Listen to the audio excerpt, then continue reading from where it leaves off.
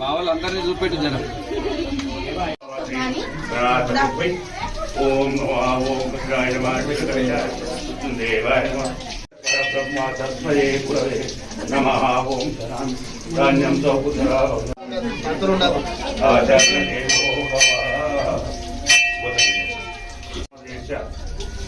నాగేశ్వరి నాగేశ్వరి సర్వేశ్వరాయ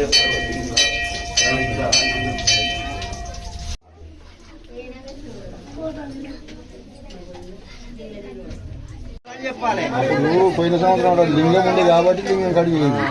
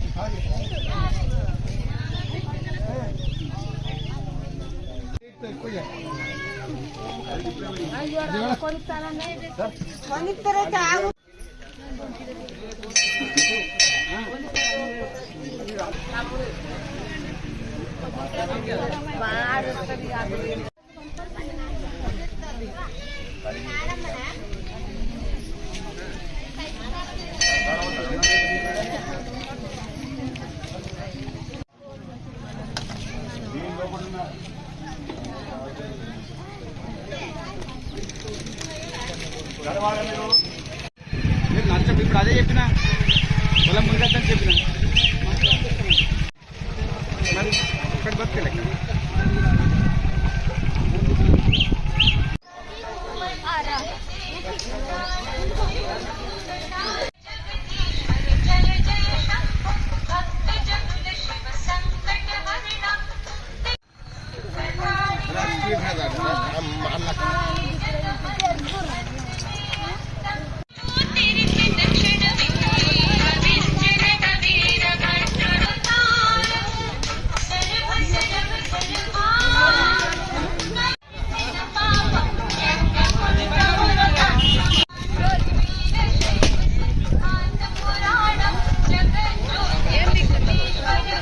దేవస్థానం అత్యంత పురాతనమైనటువంటి దేవాలయం ఇది.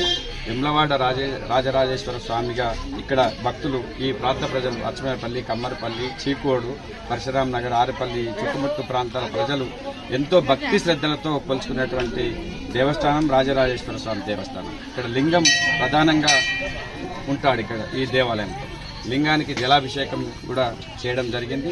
గోదావరి జలాలను మా పెద్ద చెరువులోకి రావడం జరిగింది నిన్న ఈరోజు. ఆ జలాలను తీసుకొచ్చి కూడా లింగంను జలాభిషేకం పూజారి ద్వారా చేయడం జరిగింది.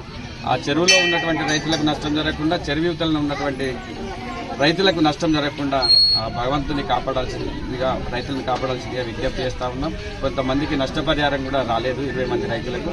త్వరలోనే ఆ నష్టపరిహారం కూడా మా రైతులకు రావాలని విజ్ఞప్తి చేస్తా ఉన్నాం అధికారులకు. వాళ్ళు ఎంతో భక్తి శ్రద్ధలతో ఇక్కడ దేవుని కొలుచుకుంటూ మా ప్రాంత ప్రజలు బాగుండాలనేది కోరుకుంటారు. మా ప్రాంత ఈ దేవాలయంకి వచ్చేటువంటి వాళ్ళు రైతులు కూడా తీవ్రంగా నష్టపోవడం జరిగింది. ప్రభుత్వం ఇచ్చేటువంటి డబ్బులను ఎంతో కొంత తీసుకొని కూడా తోటి రైతులకు మేలు జరగాలనే ఉద్దేశం మీద డబ్బులు ముట్టకున్నా, డబ్బులు వాళ్లకు చెందకున్నా భూములు ఇచ్చినటువంటి రైతులకు త్వరలోనే ఆ ప్రభుత్వం డబ్బులు చెల్లించాల్సిందిగా దేవుని ప్రార్థిస్తా ఉన్నాం.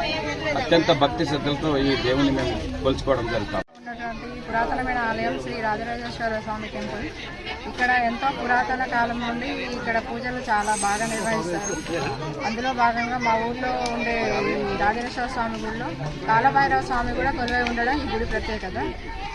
ఇక్కడ మాధవానంద సరస్వతి స్వామివారు కూడా చాలా మహిమాన్విత గుడి అని మాకు ఎప్పుడో విన్నవించారు. ఇక్కడ గత 12 శతాబ్దాల నుంచి ఈ గుడి ఉన్నదని మాకు వారు వివరించారు.